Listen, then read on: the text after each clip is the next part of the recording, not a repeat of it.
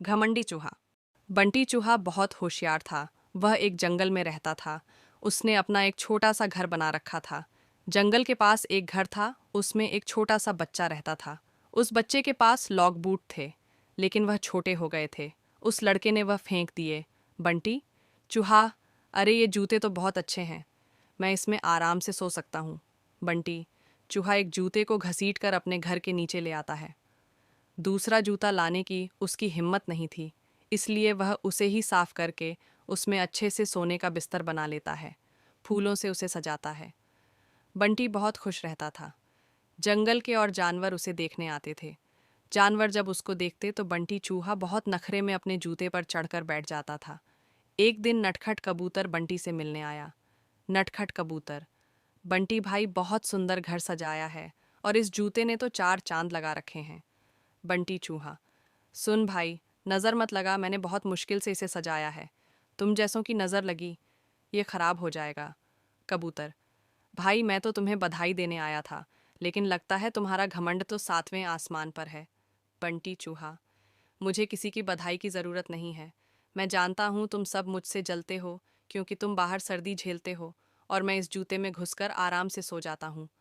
नटखट कबूतर बिना कुछ कहे उड़कर वापस चला जाता है। अब बंटी चूहा सारे दिन घूमकर खाना खाता और रात को अपने जूते में आकर सो जाता था। धीरे धीरे जंगल के सभी जानवरों से उसने बात करना बंद कर दिया था। अब उसका कोई दोस्त नहीं था। धीरे धीरे समय बीतने लगा। एक दिन रात के समय जंगल में तेज बारिश होने लगी।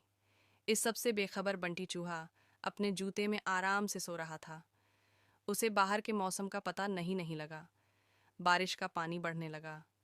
जूते के तले में एक सुराख था, जिससे पानी जूते में भरने लगा। कुछ ही देर में बहुत सारा पानी जूते में भर गया। तभी बंटी चूहे की नींद खुली, लेकिन तब तक बहुत देर हो चुकी थी। पानी बढ़ता ही जा रहा था। उसे लगा कि वह अब मर जाएगा।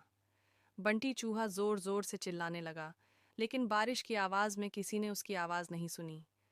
बंटी चूहे को अपनी मौत साफ नजर आ रही थी। वह जोर जोर से उछलने लगा। उछलते उछलते वह जूते से बाहर निकलना चाह रहा था, लेकिन जूता इतना लंबा था कि वह बाहर निकल ही नहीं पा रहा था। इधर दूर एक घोंसले में नटखट कबूतर अपने बच्चों के साथ बैठा था। नटखट कबूतर, बच्चों लगता है किसी के चिल्लाने की आवाज़ आ रही है, कोई मुसीबत में है। उसने बाहर निकल के देखा कि आवाज़ उस जूते में से आ रही थी। वह तुरंत समझ गया कि बंटी चूहा जूते में फंस गया है।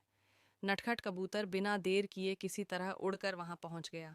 वह जूते के ऊपर बैठ गया। उसने देखा बंटी चूहा डूब रहा है।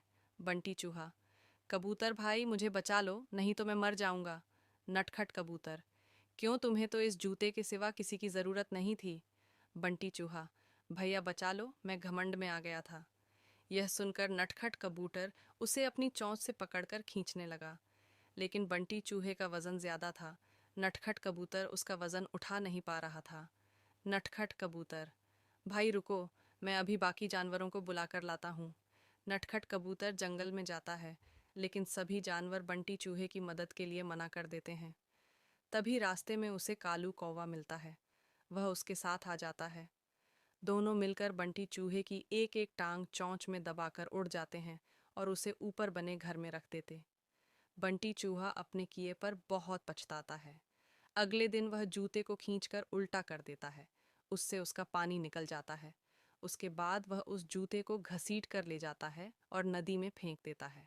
यह देखकर नटखट कबूतर और कालू कौवा बहुत खुश होते हैं। फिर बंटी चूहा सब जानवरों के पास जाकर सबसे माफ़ी मांगता है। अगर आपको हमारी वीडियो पसंद आई तो हमारे यूट्यूब चैनल CM2 कार्टून को सब्सक्राइब कर दो और घंटी वाले बटन को भी प्रेस कर दो।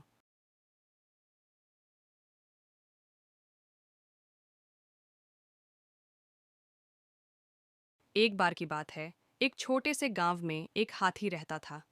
हाथी बहुत बड़ा और घने जंगल में रहने वाला था। वह किसी से नहीं डरता था और लोगों को अपनी शक्ति का एहसास कराना पसंद करता था। एक दिन गांव में एक कुत्ता भी था। वह कुत्ता छोटा और काफी होशियार था। वह लोगों के यहाँ बच्चों को खुश करने के लिए आया करता था। हाथी और कुत्ता एक दूसरे को पहले नहीं जानते थे, लेकिन एक दिन मिल गए। वे दोस्ती करने लगे और अच्छी तरह से बातचीत करने लगे। हाथी ने कहा, मुझे बहुत खुशी हुई कि मैं तुम्हें मिला। मैं शायद दुनिया का सबसे बड़ा और ताकतवर जानवर हूँ। कुत्ता समझता था कि हाथी थोड़ा बड़ा और घमंडी है, इसलिए उसने कहा, हाथी, मुझे मालूम है कि तुम बहुत बड़े हो, लेकिन फिर भी इंसान तुम्हें धकेल कर मार सकता है, और मुझे तो बहुत छोटा और दुर्बल होने की वजह से सब कुछ बचाना होता है। हाथी इस पर हंसते हुए कहा, तुम ठीक कह रहे हो, लेकिन फिर भी मैं कभी बचने के लिए तुम्हारी मदद ले सकता हूँ। मैं तुम्हें अपनी शक्ति और ताकत से बनाया गया हूँ। कुत्ता गंभीर रूप से बोला, मैं जानता हूँ कि तुम कितने शक्तिशाली हो, लेकिन प्रेम और सहायता देने की क्षमता मेरे पास है। यह सुनकर हाथी सोच में पड़ गया।